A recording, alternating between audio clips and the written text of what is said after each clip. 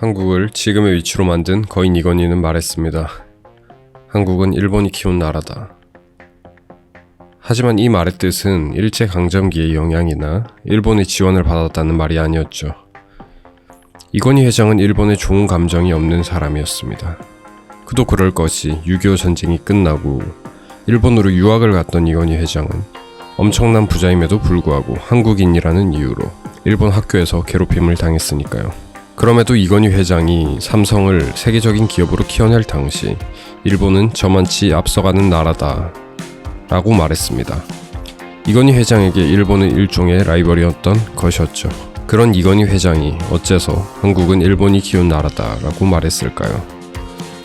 한국에게는 따라잡아야 할 혹은 뛰어넘어야 할 라이벌이 존재했고 그 당시 일본은 확실하게 한국보다 앞선 나라였습니다. 한국은 그 길을 빠르게 뒤따라가서 동대한 위치에서 경쟁을 해야 하는 입장이었으며 그 일을 해내야 하는 건 자신, 즉 한국을 대표한 본인이라고 생각했을 겁니다. 그런데 겨우 그것만으로 한국을 키운 것이 일본이라는 것은 여전히 이해가 가지 않습니다.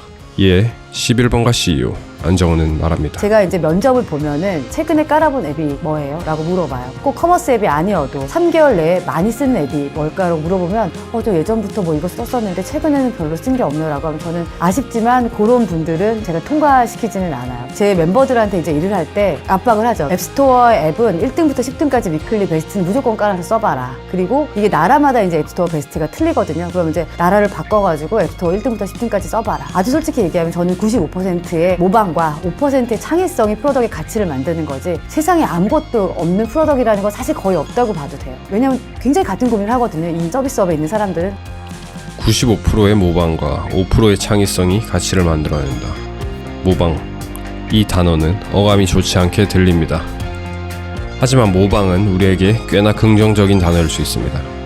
남을 따라하고 베끼고 훔친다. 한국은 전쟁 이후 그 어디에도 없던 성장을 이뤄냈습니다. 그렇습니다. 그건 바로 모방입니다. 한국은 모방으로 성장을 했다고 해도 전혀 과언이 아닙니다. 한국은 치킨집이 잘 되면 치킨집을 창업하고 카페가 잘 되면 카페가 우후죽순 생겨나죠. 거기서 살아남는 자영업자는 극소수입니다. 기본을 잘 지킨 자영업자이거나 기본이 탄탄하면서 새로운 것을 추가한 자영업자들이 살아남게 되죠. 95%의 모방, 이게 바로 사업가들이 말하는 시장조사입니다. 이에 요식업계 대부 백종원은 시장조사에 대해서 이렇게 말하죠.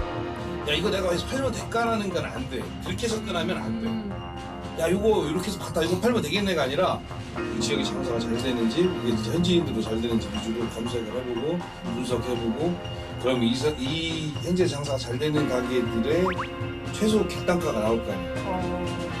단가를 보고 그 단가로 우리가 넣을 수 있는 게 뭐 있을까. 그 다음에 그 단가로 맞추려면 그 지역 마트나 시장에서 주로 생산되는 어떤 식재료를 쓸 수 있는가라고 그 다음에 메뉴가 만들어지는 거지. 여기다 뭐 팔아면 우리 떡볶이 될 것 같지 않아? 야, 이거는 정말 말이 안 되는 거지. 모방의 창조를 더해서 살아남아 그 업계의 수준은 한 단계 높아지고 그 위로 다시 모방과 창조가 더해져서 세상이 발전한다. 이 메커니즘을 극단적으로 높인 사례가 바로 80년대부터 90년대까지의 한국입니다. 이건희 회장의 말의 의도는 이것입니다. 그 당시 일본은 한국이 빠르게 모방하고 그 위에 창조를 더해야 하는 대상이었다고요. 핵심은 누군가를 카피하고 빼앗으라는 말이 아닙니다. 당신을 사업가로 만드는 것은 더더욱 아니고요. 이건 올바른 길, 방향성에 관한 이야기입니다. 누구나 자신이 하고 싶은 것이 있습니다. 하고 싶은 것과 해야 하는 것에 대한 고민. 이거의 가장 좋은 답은 하고 싶은 것을 해야 하는 일로 만들어내는 것이고 해야 하는 일은 방향성에서 결정되는데 그 일의 방향은 95%의 모방에서 찾아내야 한다. 즉, 하고자 하는 일의 95%는 방향에서 결정된다. 이 이야기가 핵심 아닐까요? 거인 고 이건희 회장의 더 깊은 인사이트를 보고 싶다면 아래 상세 페이지에 본문의 내용이 담겨있는 책의 링크가 있습니다. 구매를 안 하셔도 되니 책의 미리 보기라도 보시길 진심으로 바랍니다.